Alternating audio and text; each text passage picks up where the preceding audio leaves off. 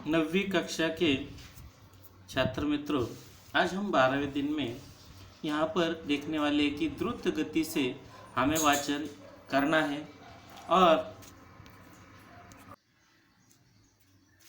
द्रुत गति के वाचन के साथ साथ हमें स्वच्छ, सुंदर और मानक वर्तनी के अनुसार लेखन भी करना जरूरी है। मानक वर्तनी के अनुसार यानी उसमें दिए गए सभी विराम चिन्हों को ध्यान में नज़र रखते हुए उन सभी विराम चिन्हों का हमें उपयोग करना है।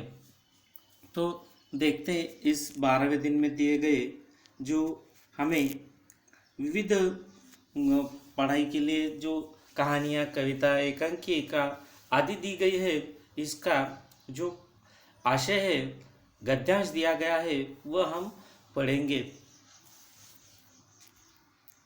तब तक रथ एक बड़े से हरे भरे खेत के सामने आकर रुक गया। राजा ने देखा सामने बहुत बड़े खेत में गेहूं की फसल थी।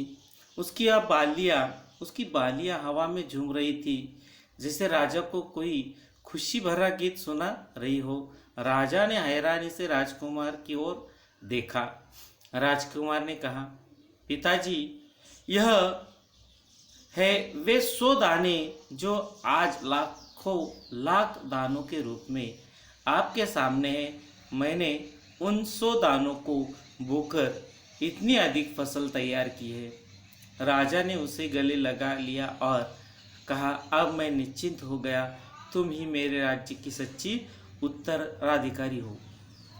यानी यहाँ पर जो राजा की लड़की थे, सभी को जो दाने गेहूं के दिए थे, सभी ने उसका इस्तेमाल किस प्रकार किया, लेकिन यह जो आखिरी लड़की थी उसने क्या किया है कि वह दाने उसने बो दिए हैं और अच्छी फसल उगाई है।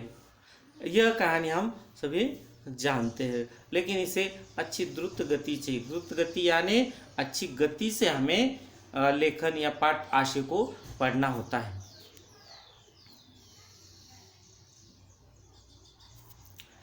हमें यहाँ कुछ मुद्दे दिए गए हैं, आओ सक्षम बने। तो किस किस में हमें सक्षम बनना है कि देखिए, संवाद करते हुए आशय ज्ञान को परख कर उसका मार्गदर्शन वगैरह, पाठ सामग्री, द्रुत वाचन, वो तो हमने देखा है। लेकिन और एक बात है, मेहनत और समझदारी से भी कार्य हमें सफलता की ओर या प्राप्ति की ओर ले जाता है। इस पर हमें भी क्या करना चाहिए, विचार करना चाहिए और सभी कार्य हमें मेहनत और समझदारी से ही करने चाहिए कि हमें उसमें सफलता मिल सकती है। अब अभ्यास करें। इसमें जो पढ़ाई दी गई, देखिए, परिच्छेद में आए शब्द युग्म लिखिए। जैसे शब्द युग्म यानी मराठी में जिसे कहते हैं यमक जोड़नारे शब्द। इसमें देखिए, अमीर गरीबी, भला बुरा, अच्छा, ऐसे ऐसे वगैरह वगैरह। तो इस प्रकार तो वह हम इस परिच्छेद से पाठ की जो आशय दिया है उसमें से लिख सकते हैं। वाक्य पूर्ण कीजिए। देखिए, राजा यहाँ आकर रुक गया और वह हमें कहाँ आकर रुक गया, वह लाइन पूरी करनी है। गेहूं की बालियाँ हवा में झूम रही थी, जैसे जैसे कैसे परिच्छेद में या उसमें दिया गया है, यह बात हमें पूर्ण करनी है। उपयुक्त परिच्छेद का सुंदर, स्वच्छ और मानक वर्तनी के अनुसार लेखन कीजिए। देखिए, तो हमें दिया गया आशय, जो भाग है आशय का, तो उस आशय का हमें क्या करना है, अच्छे मानक वर्तन के अनुसार लेखन करना है। तो देखिए, आओ सृजन करें। इसमें हमें एक चित्र कहानी दी गई है और उसे हमें देखना है, अच्छी तरह से निरीक्षण करना है और निरीक्षण करने के बाद उस कहानी को हमें अच्छी तरह से बताना है या अच्छी तरह से लिखना है। तो देखते कहानी में, चित्र में हमें क्या क्या नज़र आ रहा है।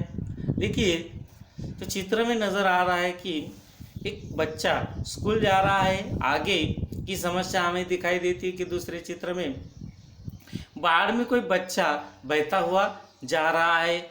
आगे देखिए, स्कूल में अध्यापक पढ़ा रहे हैं और एक बच्चा वहाँ से क्या हो गया है, यहाँ पर समय पर वक्त पर स्कूल नहीं पहुँचा है। वह बता रहा है किस प्रकार मैं बाढ़ में फंस गया था। इस प्रकार की यह कहानी है और यह कहानी में किस प्रकार उसने कार्य किया है, किसे बचाया है और उसे सबकी तरफ से साहसी कार्य करने पर उसे पुरस्कार दिया गया है। यानी यह कहानी आपको बुननी है, बनानी है, इस चित्र के आधार पर तैयार करके लिखने भी है। और इसके लिए पूरक साहित्य में पंचतंत्र की कहानी है, बीरबल दत्ता तेलीराम की कहानी भी है, आप पढ़ सकते हो। आज के लिए इतना ही काफ़ी।